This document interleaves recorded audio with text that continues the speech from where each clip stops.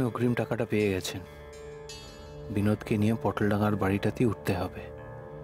ওখানে তেমন কেউ আমাকে চেনে না, আর তাছাড়া বাড়ির কেউ আমাদের ওখানে খুঁজে পাবে না।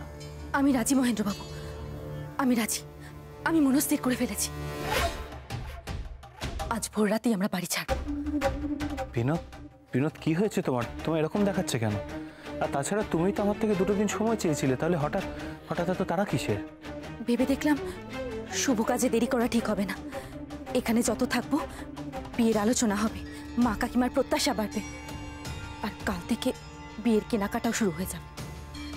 যখন এই বিয়েটা করবো না মনস্থির করেছি, তখন এখানে থাকা মানে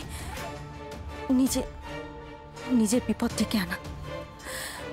আমার মনে হয় না আমি যদি আজ না বেরোতে পারি তাহলে আর কখনোই বেরোতে পারবো। বিনোদ, বিনোদ, আমি জানতাম তুমি আমার প্রস্তাবে রাজি হবে। বেশ বেশ, তেমনটাই হবে। আমরা আর দেরি করবো না, আমরা আজ ভোর সকালে বেরিয়ে পড়বো, কেমন? তুমি একটা কাজ করো, তুমি এক্ষুনি গিয়ে তোমার জিনিসপত্র গুছিয়ে নাও। এসো ভাই সুভাষ।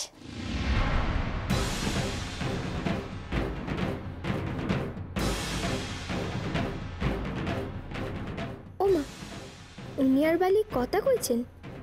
যাক বাবা, দুজনের মন কষাকষি তাহলে দূর হয়েছে। বালি, তুমি কখন এলে? এই তো খানিকক্ষণ আগে। আসলে না, মাথাটা বড্ড ধরেছে, ভাবলাম তোর কাছে যদি মাথা ধরার মলমটা। ও, তা মলমখানা পেয়েছো? আসলে উনি আমার কাছে চেয়েছিলেন, কিন্তু আমি তো ঠিক জানি না মলম টলমগুলো কোথায় রাখা থাকে, তাই তুমি ওনাকে এনে দাও না। আশা। ভাই সুভাষ, তুমি একটু দাঁড়াও, আমি আগে বালিকে মলমখানা বার করে দিই।